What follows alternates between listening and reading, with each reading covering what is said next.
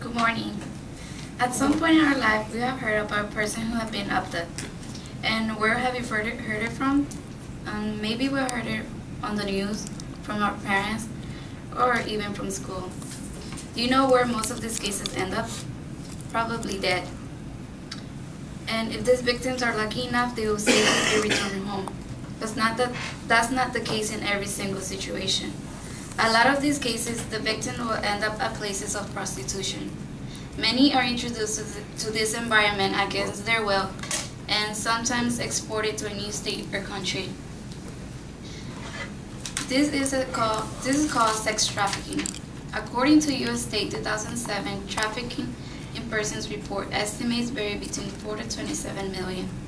Isn't that a big number?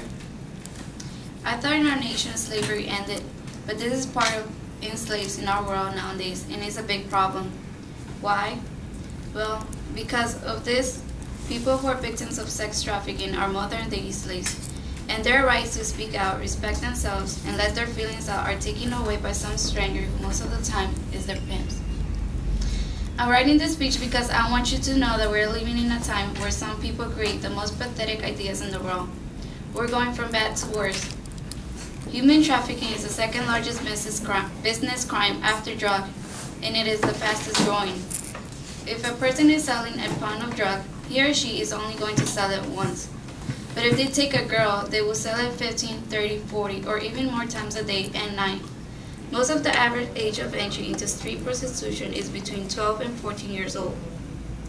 Thought there have been cases of girls as young as 9 years old. Females are more likely to be targeted than male. I personally have read many bios by women that were kidnapped and taken to sex trafficking industry. Like for example, Stolen Life by J.C. Dugard. Like every morning during school week, she was walking to her bus stop when a car pulled up behind her. These are her words from what happened that morning. As I'm walking, I hear a car behind me. I look back expecting the car to pass on the other side of the road going up, but to my surprise the driver rolls down his window. He leans slightly out of his car and starts to ask me directions. His hand shoots out of the window so fast I barely registered that he has something black in his hands. I hear a crackling sound and feel paralyzed. That morning, she was shot with a stun gun and taken inside the man's car. Since that day until August 26, 2009, J.C. Dugard was a prisoner for 18 years in a man's backyard. She was someone's object to use and abuse. This is a great example that it doesn't matter what time it is or what location it is. Predators will always be looking after a prey. We girls, we need to be careful of who we talk through the internet, and not just girls, but anyone. Like for example, Facebook. If we get a friend request, we accept the friend request even if we don't know the person. We might accept them because we might want to have more friends than someone else, but we don't consider the danger that we're putting ourselves into. There are many people out there that aren't as nice as you might be, and they won't care about your life or feelings but only theirs.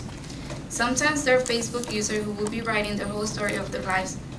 Predators are looking for weak people who will be easy to obtain. They will try to obtain your trust for a while and will act as a friend, but at the end they just want something from you. If they ever say they want to meet up with you and you want to meet them too, make sure you tell a trusted adult or tell someone if they could go with you. But don't go by yourself if you don't know the person. What can we do about this problem? Is there any solution? There are many organizations in our country that are against human trafficking. We might be able to help stop human trafficking by supporting these organizations. Trying to stop human trafficking can be hard, but we can also help by giving ideas for new laws to approve for all those victims. We can also make like a club in our school that will have fundraising for human trafficking and give whatever fundraise to a local community organization. Another thing we can do is protect ourselves. Make sure the friends we have are really who they are, and don't trust any random person. Remember that there are many victims out there who need our help. Treat others as you would like to be treated. Right now, while I'm here talking, there can be many wishing for someone to help them. It can be from young kids to elderly humans. Human trafficking is not a game. This is really serious. Kids, girls, and a woman every day are being kidnapped to be forced into prostitution. They're taken away from their family. Sometimes their family might not be able to see them until they're dead. Just imagine yourself in a situation like this. What would you do? Would you miss your family? Do you think you will survive? Me, you, and many others could make a difference for tomorrow if we help each other. Thank you.